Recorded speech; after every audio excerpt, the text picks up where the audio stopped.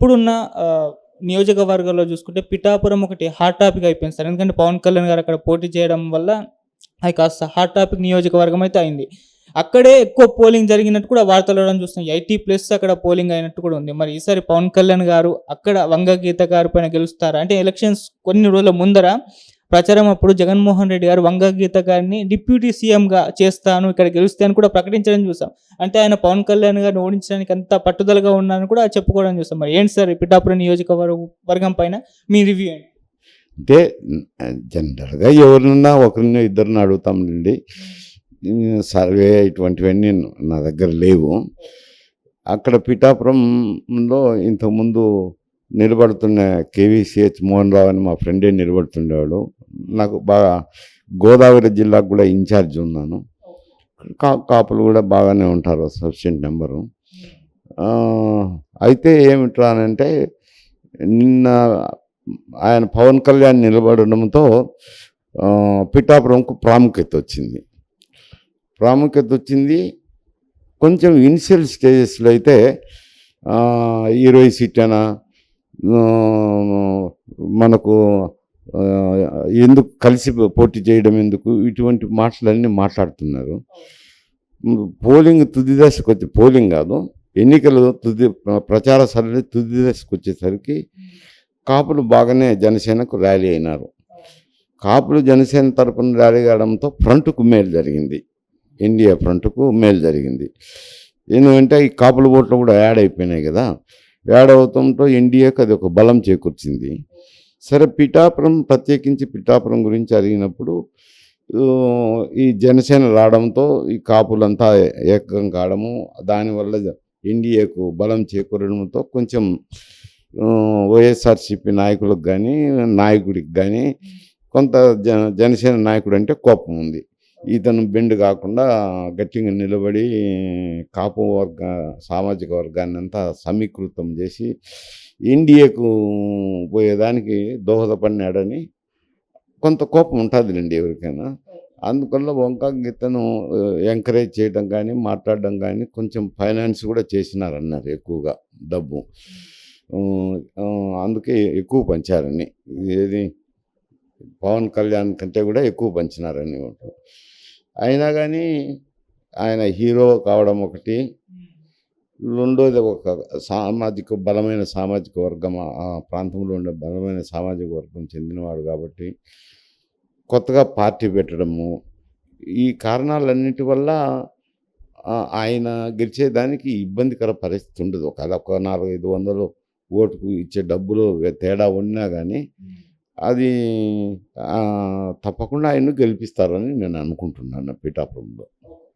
Sir, Pithapuram నియోజకవర్గంలో ప్రచారానికి last రోజు రామ్ చరణ్ గారు వాళ్ళ ఫ్యామిలీ మెంబర్స్ పవన్ కళ్యాణ్ గారి తరఫున ప్రచారం చేయడం చూస్తాం. అదే రోజు అల్లు అర్జున్ గారు ఇటు వైసీపీ వాళ్ళ ఫ్రెండ్ శిల్పారావి గారి కోసం వచ్చారు ప్రచారం చేయడానికి.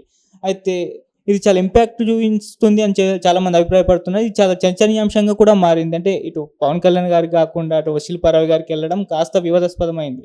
ఇప్పుడు నాగబాబు గారు ఒక ట్వీట్ చేశారు నిన్న నైట్, ఎలక్షన్స్ పూర్తయిన తర్వాత ప్రత్యర్థుల కోసం పనిచేసే వాళ్ళు మావారైనా సరే వాళ్ళు పరాయి వాళ్ళు మా కోసం పనిచేస్తే వాళ్ళు మా వాళ్ళు అన్నట్టు ఒక ట్వీట్ చేశారు. ఇది ఆయన పేరు మెన్షన్ చేయకుండా చాలామంది ఇది అల్లు అర్జున్ గారిని ఉద్దేశించి చేసిందని చెప్పేసి చర్చలు అయితే జరుగుతున్నాయి. నిజంగా అల్లు అర్జున్ గారు అంత ఇంపాక్ట్ చూపించి ఉంటారంటారా? మీ ఒపీనియన్ దీనిపై? అంటే ఇప్పుడు గతంలో లేదు కానీ నిన్న ఈ ఎలక్షన్లో పవన్ కళ్యాణ్ పార్టీ పెట్టిన తర్వాత ఇనిషియల్గా రియాక్షన్ ఉండినా తుదకు కాపు సామాజిక వర్గం అంతా ఆయన వెంట నిలబడినారు. వారి కుటుంబం కూడా ఎప్పుడు లేని విధంగా ఇంతకుముందు చిరంజీవి పార్టీ పెట్టినప్పుడు కూడా అందరూ బహిరంగంగా బయటకు రాలేదు. ఇప్పుడు బహిరంగంగా అందరూ కూడా ఆయనకు మద్దతు పలికారు, జనసేనకే, పవన్ కళ్యాణ్ జనసేనకే. ఇక్కడ వచ్చేసరికి ఈ నంద్యాలలో సెగ్మెంట్లో అతని ఏ విధంగా స్నేహితుడో ఏదో సంబంధాలు ఉన్నట్టుంది. పర్సనల్గా వాళ్ళిద్దరికీ ఫ్రెండ్షిప్, ఇతర లావాదేవీలో ఏవో సంబంధాలు ఉన్నట్టుంది. పర్సనల్ ఫ్రెండ్ కాబట్టి ఆయన వరకు పోయి ఆయన ఆ వివాదం చేసినట్లే మాట్లాడింది లేదు, మద్దతు పలికింది లేదు, ఆయన ఏం ఉపన్యాసం చెప్పింది లేదు. కొంచెం ఆ వివాదం చేసి ఆయన్ను పలకరించి వచ్చినారు. హీరో కాబట్టి సినిమాల్లో నటించుతున్నాడు కాబట్టి ఒక ప్రాచుర్యం అయితే వస్తుందిలేండి. దానివల్ల భేదాలు ఉంటాయని నేను అనుకోను. ఇతను ఇక్కడికి వెళ్ళిన దానివల్ల దాని ప్రభావం అక్కడ ఓటర్ల మీద పడింటుంది అని నేను అనుకోను. అది ఏదో పర్సనల్గా ఈక్వేషన్లో వచ్చిన దాని కిందనే ట్రీట్ చేసినారు కానీ ఇక్కడికి పోయిన దానివల్ల కుటుంబంలో విభేదాలు ఉన్నాయి. సామాజిక వర్గమును ఓట్లు చీల్చగలిగినంత ప్రభావం ఏం చూపించలేదు అంట. సార్ ఇక ఎలక్షన్స్ జరిగేటప్పుడు కొన్ని అల్లర్లు చూసాం. పల్నాడులో అయితే ఎంత బీభత్సం సృష్టించారో మనకు చూసింది. ఇంకో తెనాలిలో ఒక ఎమ్మెల్యేని సామాన్య ఓటర్ కొట్టాడు. అంతకుముందు ఆ ఎమ్మెల్యే కూడా కొట్టడం చూస్తాం. ఇటువంటి పరిణామాలు చూస్తాం కదా సార్. దీనిపైన మీ ఒపీనియన్ ఏంటి సార్? అంటే వీటిని ఏ విధంగా అంటే జనరల్గా ఎన్నికలు అన్నాక అక్కడక్కడ చెదురుముదురుగా ఇటువంటి సంఘటనలు జరుగుతుంటాయి. ఓవరాల్గా చూస్తే ప్రశాంతంగా జరిగిన కింద లెక్క. ఇంతకంటే కూడా ఎక్కువ సంఘటనలు చెదురుముదురు సంఘటనలు జరిగినవి ఎలక్షన్లో ప్రతి ఎలక్షన్లో కామనే. ఈ తూరి కొన్ని చోట్ల జరిగినాయి. అంటే ఇక్కడ కూడా ఎమ్మెల్యే సరే క్యూలో ఉన్నారు. మామూలుగా క్యూ దాటిపోయేటప్పుడు ఏమయ్యా క్యూలో రండి అని ఓటర్ అంటారు. ఎందుకంటే ఎన్నికల సమయంలో ఓటరే దేవుడు, నాయకుడు అన్నీ ఆయనే. అటువంటి సందర్భంలో ఓటర్ వెళ్ళినప్పుడు కొంచెం పని ఉందిలేనా, నేను తొందరగా పోవాలా, అందువల్ల పోతానండి ఏమనుకోవద్దని చెప్పి పోయిండేది. నన్ను ప్రశ్నిస్తామని ఆయన కొట్టడము, ఆయన కొట్టినాడు కదా అని ఈయన రియాక్ట్ అయ్యి కొట్టడము జరిగినాయి. కొంత పల్నాడు ఏరియాలో ఏదో చెదురుముదురు సంఘటనలు జరిగినాయి.